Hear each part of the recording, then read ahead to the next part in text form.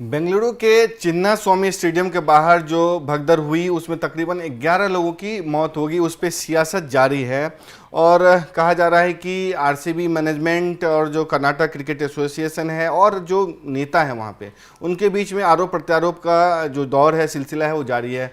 कोई कह रहा है कि आरसीबी मैनेजमेंट ने इस कार्यक्रम को करवाने में आतुरता दिखाई, परमिशन नहीं ली गई। कोई ये कह रहा है कि आरसीबी मैनेजमेंट ने और बीसीसीआई ने पल्ला झाड़ लिया, कहा कि कर्नाटक क्रिकेट एसोसिएशन को जल्दबाजी थी इस तरीके के रोड शो और विक्ट्री डे परेड करवाने की। हालांकि जिसकी भी गलती हो उसमें कह सकते हैं कि कम से कम 11 लोगों की मौत होगी, कई लोग घायल हो गए और जो निर्दोष जान है वो चली गई। मतलब सब लोगों को खुद का जो कह सकते हैं इमेज है, खुद की इमेज है, अपनी जो चेहरा है, देख सकते हैं आपके स्क्रीन पे भी कई लोग उस समय जख्मी हुए थे, ये पुरानी तस्वीर है।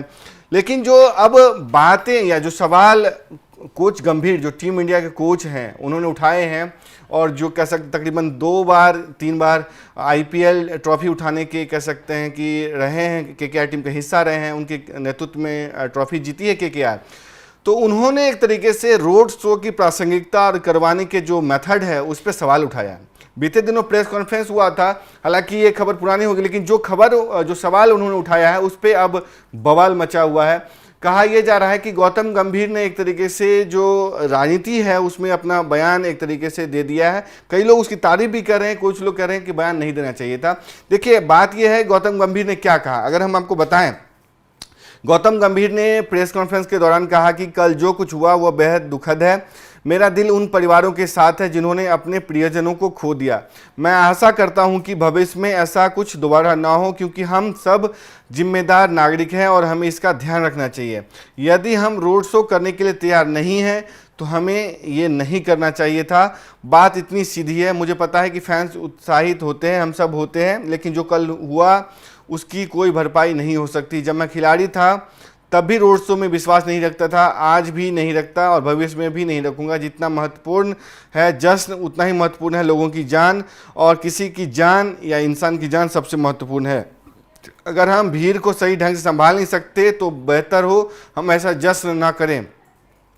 इस घटना के बाद जो आरसीबी ने बयान जारी कर कहा था कि वो मृतकों के परिजनों को 10 लाख रुपए की आर्थिक सहायता देंगे, लेकिन जिस तरीके से यहाँ पे एक तरीके से बवाल मचा हुआ है, अगर आपको हम बताएं कि जिस तरीके से यहाँ गिरफ्तारी हो रही है, जिस तरीके से मतलब हाई तौबा मचा हुआ है, उसके बाद कहा जा रहा है कि कम से कम राजनीति तो नहीं होनी चाहिए क्योंकि 11 लोगों की जान गई है।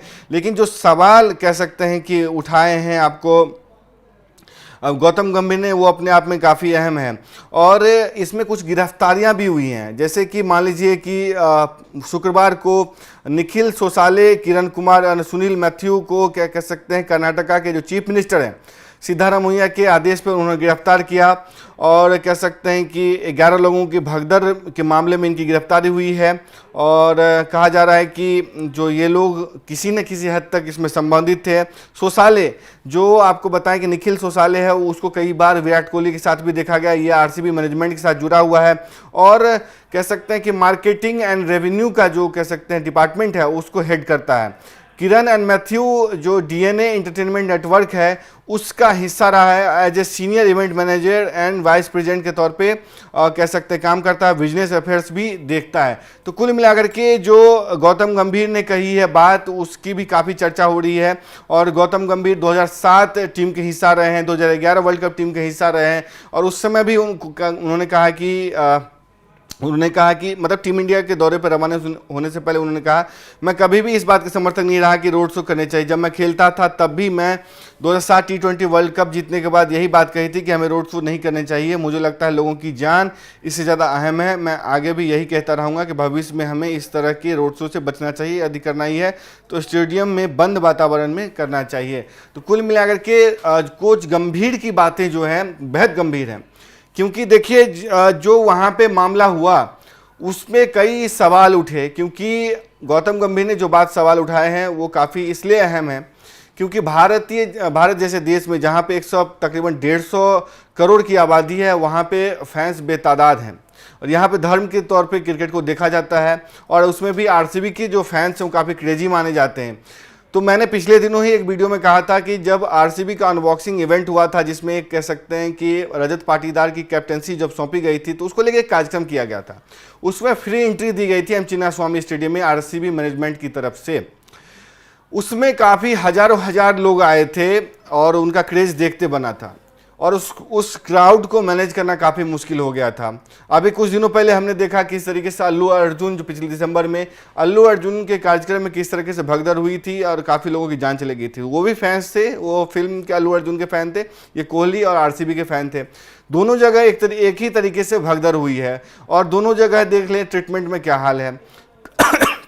अगर मैं बात करूं कि जिस तरीके से अनबॉक्सिंग इवेंट में भीड़ आई थी, वहां पे नहीं संभाल पाए थे, तो इस विक्ट्री परेड की क्या ज़रूरत थी? क्या क्राइसिस मैनेजमेंट और क्राउड मैनेजमेंट जो टीम है सरकार की, वो संभाल नहीं पा रहे थे? क्या उनको ये बात पता नहीं था कि जब इवेंट मैनेजमेंट में या जो अनबॉक्सिंग इवेंट में इतनी भीड़ आ सकती है, तो क्या जीतने के बाद इतनी भीड़ कैसे नहीं आएगी? जब दिल्ली के इंडिया गेट पे इतनी भीड़ आ सकती है, तो चिन्नास्वामी स्टेडियम में कितनी भीड़ आएगी? ये सोचने वाली बात थी।